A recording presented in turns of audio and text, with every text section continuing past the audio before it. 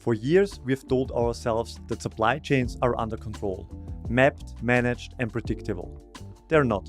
The global automotive industry is entering a new era, where the old playbook of lean efficiency meets geopolitical shocks, sustainability mandates, and technological disruption. Yet, in the middle of that storm sits a force that could rewrite how everything works: Agentic AI. These aren't passive dashboards.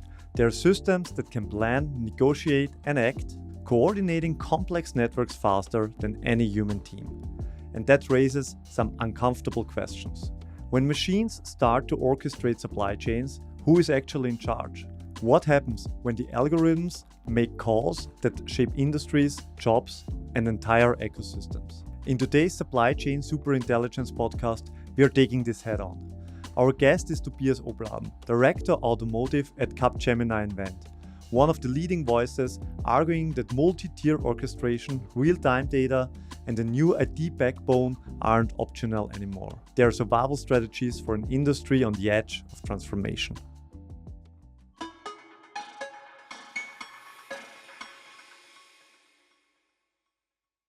Tobias, let's get right into it. You've been in the industry for many, many years.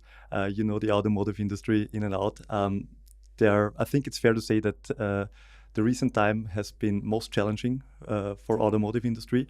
OEMs are under a lot of pressure when it comes to balancing resilience and efficiency under very severe circumstances like economic downturns. It's like geopolitical tensions, weaponization of rare earth materials. It almost seems like the old quote-unquote playbook about efficiency and lean supply chains is not working anymore.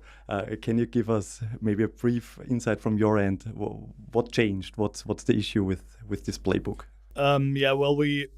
What we see basically is, and we all experience it, the one crisis ends, the other is right around the corner, basically.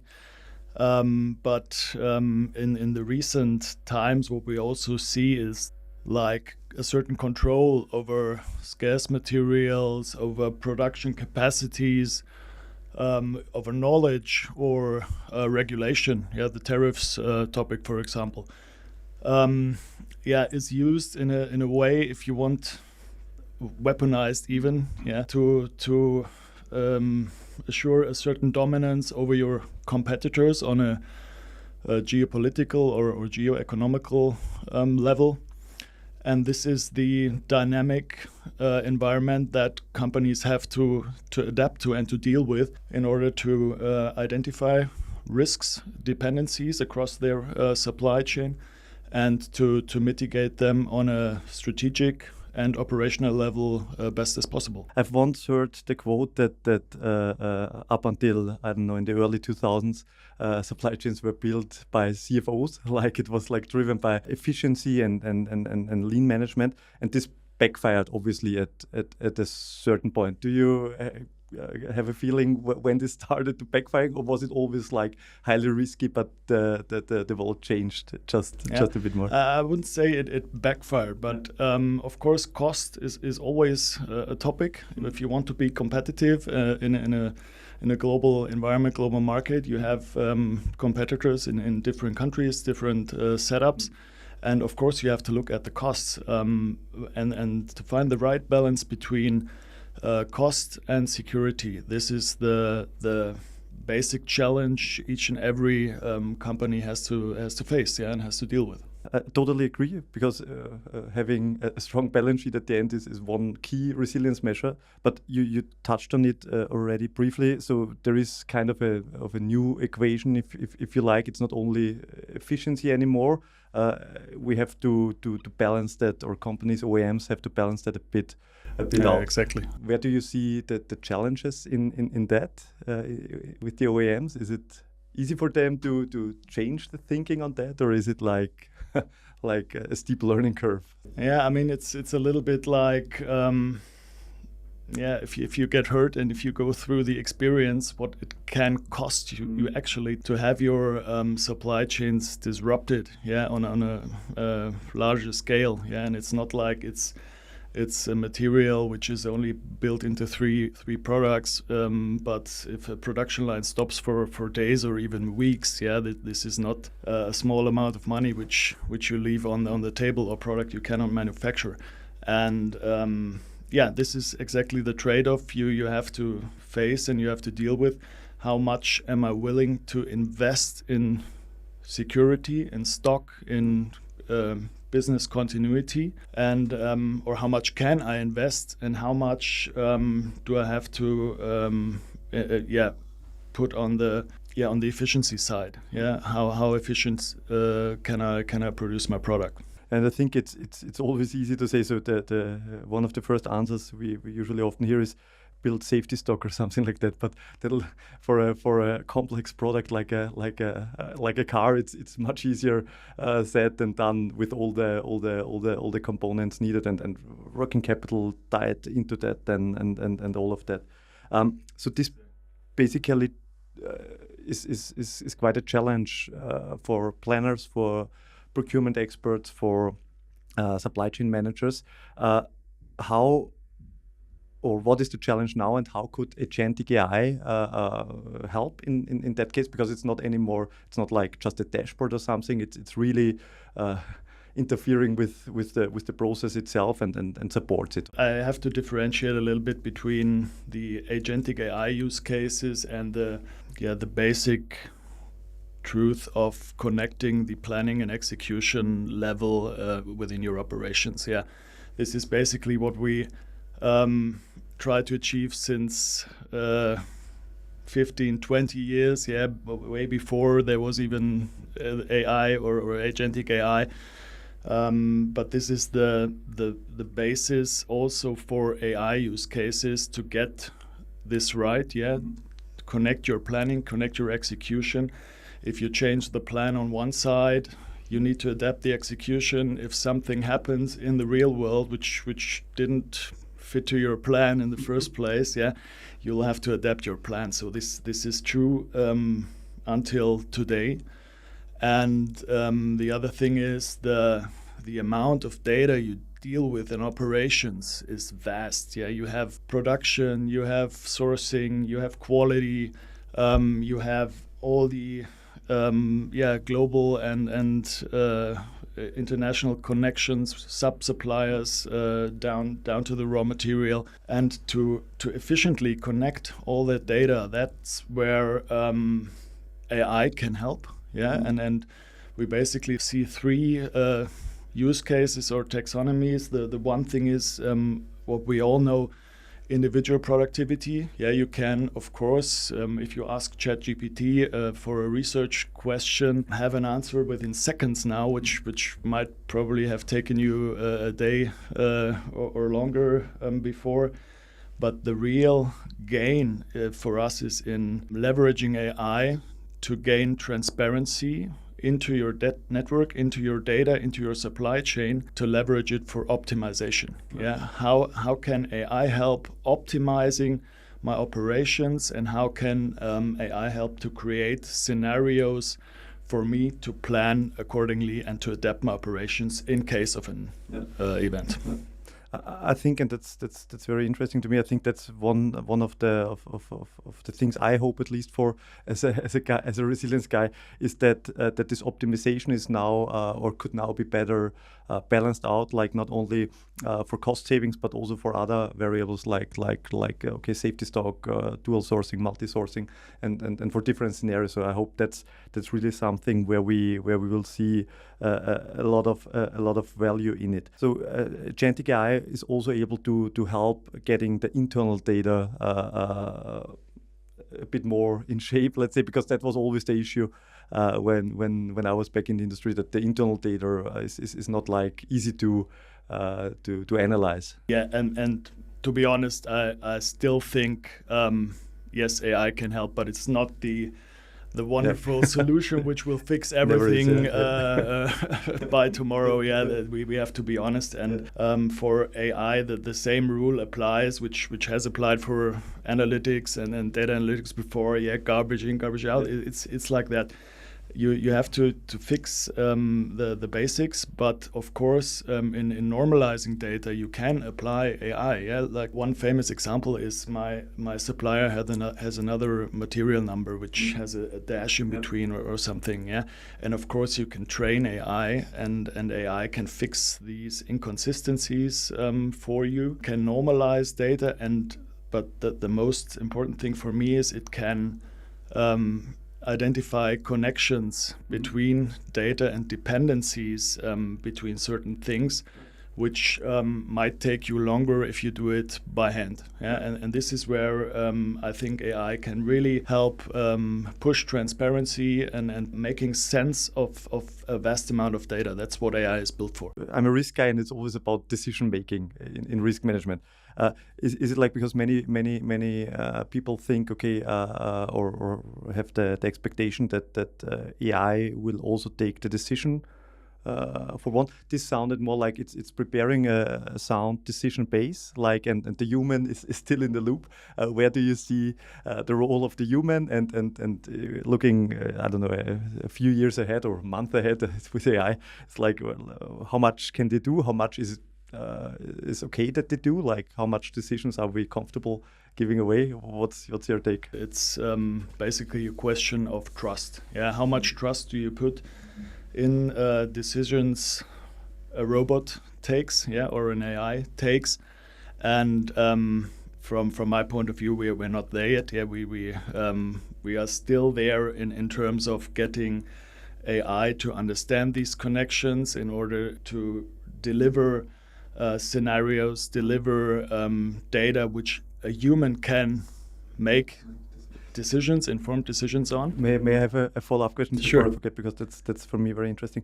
It's like trust is usually built on transparency, right? Is it like many people we are talking to, it's like AI is a black box? Is it possible to have transparency in the way how decisions are made? Yeah, and I think that's a really important point you have to stress if you're thinking about integrating AI and if you're thinking about scaling AI within your organization.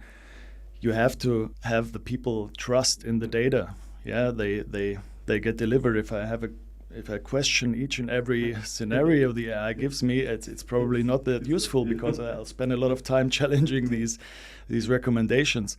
But and this is what we now see in implementing these use cases. One very important factor is to define guardrails and define really where is the human in the loop, where do we take decisions or probably take decisions at a future point in time. Yeah, as I said, we're not there yet.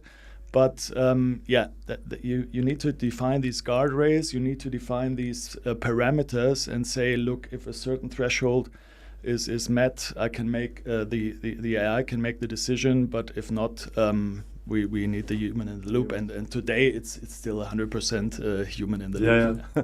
and it's, for me, it's always incredible how much AI can enhance or speed up decision making, as you mentioned before. Like you only need to check out ChatGPT or some AI where you can do research which took days or weeks in a few minutes. What would you recommend to companies not yet experimenting with AI, Agentic AI, and other stuff? How would they get into this field and make the first maybe baby steps or bigger ones? Yeah. So what we do with our clients right now, and in terms of course, there's huge interest. Yeah, where can I leverage AI? What can I do to use it within my processes, within my organization? And we try not to do the big approach. Yeah, first of all, we ask the question: can it be solved by applying AI? Yeah, so there has to be a business requirement. There has to be a specific business need where AI can push efficiency, push speed, really help operations. And basically, these are two different use cases. One is we call that network insight agents, or our AI experts talk to your data agents. Yeah, this is where you have a very specific question, like where is my supplier, what is his sub-supplier, in which regions is he located, to which of my plants does he deliver his materials. These kind of questions to ask the AI and really get a quick, reliable answer on that. This is what the first use cases are about. And building on that, then in the second step, this goes more into this active risk manager agent, where we say, look, there either has been a risk detected on a strategical level, on a tactical operational level. The agent can create different scenarios, based on the data we feed him, then propose to the human in the loop an optimized scenario. So this then goes in into the optimization realm, but there usually we don't have one agent or one AI, but it's a stack. It's a multi-level system where we have multiple agents, the inside agent plus a scenario agent plus maybe a third agent work together to make that real. And that's at the end the beauty of it, that you have your experts linked to each other and they build up on the decisions or insights the previous build. Right? And that's the approach we take, because we say you have to do it in a modular way, because only then you can also challenge the business value of the agents you develop. You can test them, you can really build that trust we have been talking about in the data. And that's where you scale step by step from there. Cool. Sounds doable, I would say. That's the good news. In your day-to-day projects, you touched on it, like okay, challenge it, maybe create some benchmarks to really evaluate, is it adding value or not, because it's not, as you said before, it's not AI for the sake of AI, that we can throw AI on everything. What are, I would say, the most interesting ones, or the ones where you see the most value out of it? Well, I'm a supply chain guy, I'm a risk guy. So for me, the most interesting ones are, of course, really dealing with operations, with production.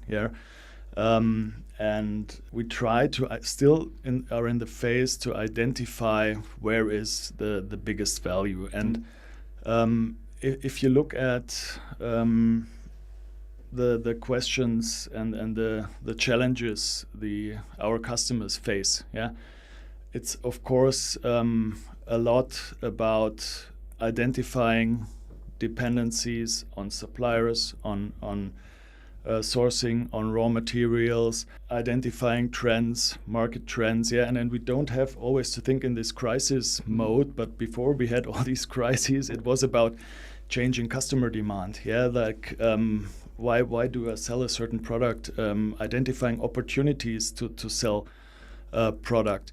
And this is where we think about how can AI really support these processes. And of course, it's about changing how you interact with processes and systems. And that's a new way, and that's a soft change you have to make.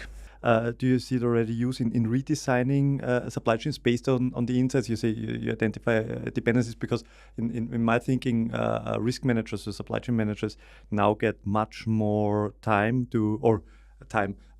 they're much faster in identifying such bottlenecks and can be much more proactive instead of only firefighting like it was basically the last 5 years. Is there something or similar as an example? Of course, and the two different agents I mentioned before, they also of course can help in strategic supply chain decisions. The one thing I want to mention there, you have to start early in the product design phase, and that's what didn't happen enough in the past maybe. But if you're designing a product, you already need to think, where do I source it? What implications does it probably have in terms of sustainability, in terms of geopolitical challenges, in terms of tax and so on. And if you do that and design your network, always keeping the balance between cost and security and so on, this is where this optimization, in my opinion, really can boost business value. And if you can speed up this process, because time to market is a big challenge in the automotive industry, especially, where you have hardware and software within your products, you need to bring it in sync very quickly. And if you have an agent who can support this and already think of some things you might have dealt with a lot of time and have to deal with later on, that can definitely boost your business. Yeah. Cool. Resilience by design. I think it's fair, or could be fair to call it that way, which would be, I think personally, a tremendous step. There is in quality management this concept: the later you discover an issue, the more costly it gets. So there's the factor of 10, and if you solve it already in the design phase, like you mentioned, that would help us a lot, because it's at the end in supply chains. Often when we look into debt, it's like bottlenecks all the way down. When we look into the semiconductor industry, for example, it's like one island, one Dutch company producing the machinery and all that. It's like really entrenched, and that would help a lot. When we look at automotive supply chains, what's so critical about them? Why it's so hard, or why do you have so many loose ends to manage in that regard? Basically, it's not a consumer product where you say, okay, I have a yogurt or something, but you really have a complex product with a lot of components. Yeah, as I said, hardware, software. You have to bring that together. These are really highly complex subcomponents sometimes, and you have very long lead times. You have a very deep supply chain where you really have tier 3, 4, 5, 6 down to the raw material. It's a global production network, that adds a lot of complexity as well. If you have multiple production sites, so this is what makes it really challenging and really complex, because you have this vast amount of data.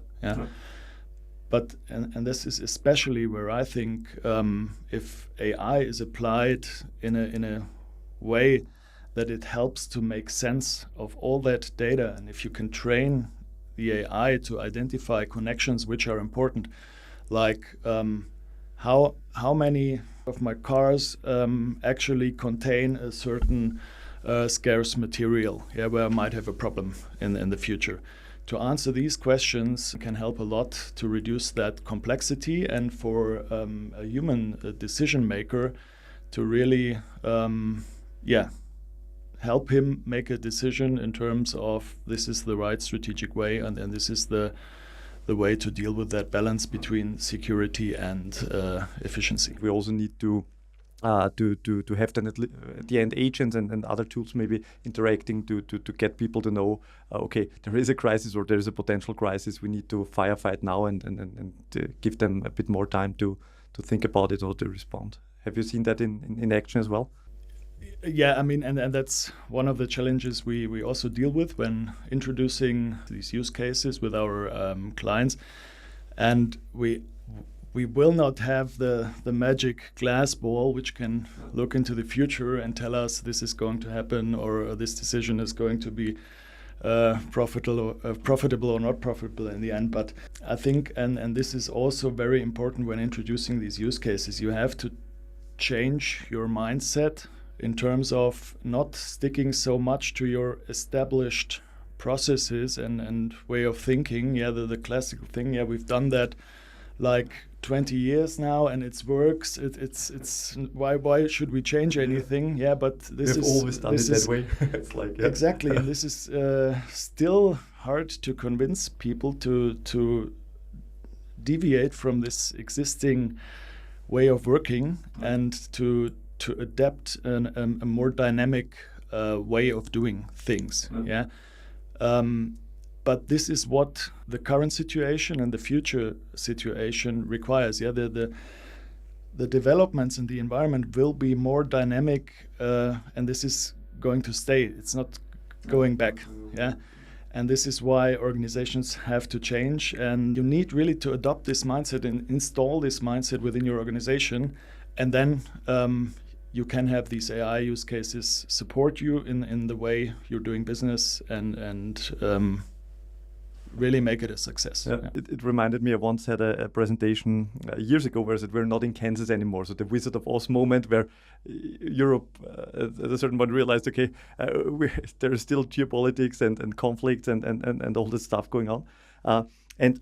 And this is very much interlinked to what you said about, or what you touched on with the human psychology at the end. It's dynamic, times are changing, we're having often a hard time to adjust or to get out of the comfort zone and accepting that reality still counts, and that's not all that good as we may hoped for.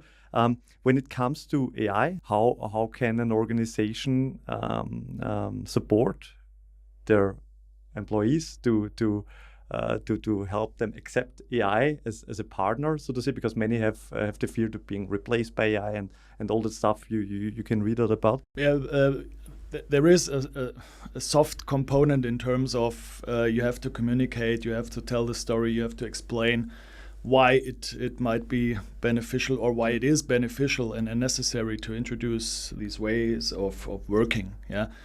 But in my experience, and that's how people just work and think, they have to see a real benefit in their daily work. Yeah. And only then I can convince people and think of yourself. Yeah. If you have an app or a piece of software which actually makes your day harder, you're not using it. Probably not going to use it anymore, even if someone says, you have to use it. And this is where the usability thing comes in mind. Yeah, you have to design these agents and this software, of course, in a way where the users can really see the benefit it has to their daily work. Yeah, and this is the basic step. You have to make sure. Yeah, you have to make sure this is something which works. This is something where there is a need. Coming back to the beginning where I said you need to come from the real business requirement.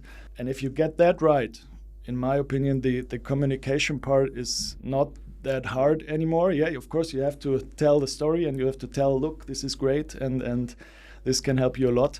But it only will work if you get the usability right. Yeah.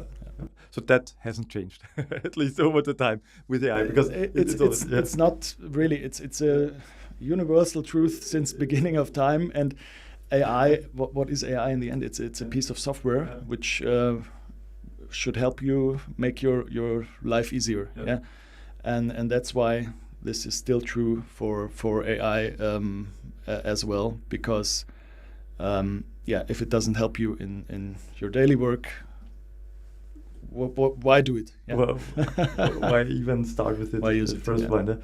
Where's the inflection point? When will be the agents or AI in general then be able to make autonomous decision? Is it really only the fact checking and the expert at the end evaluating the decision, or is there something where you say, okay, look, we can let it run and plan everything and do not interfere with it at all? I think there might be a point in the future, where you really can have AI make certain decisions. Yeah.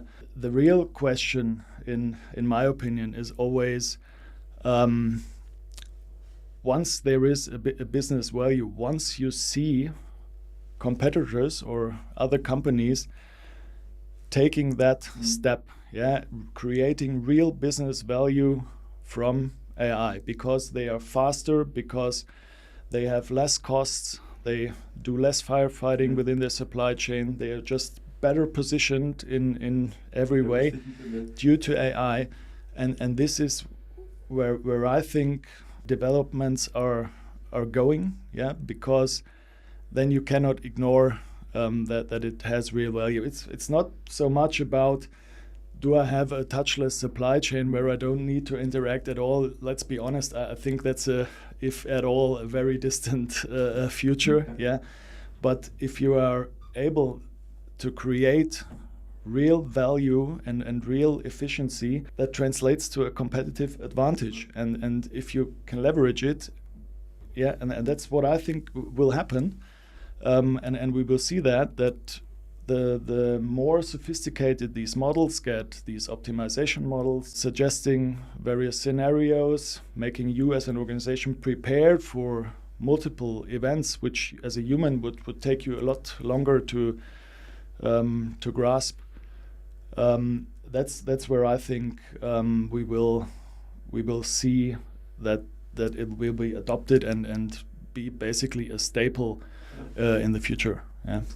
Have you already seen in your projects or discussed how this affects accountability, ethics, and all that stuff which comes with, okay, if an AI prepares a decision? There was this media mentioning about a huge consulting company who created a report with AI. So where's the accountability and how do we ensure ethics in all that stuff?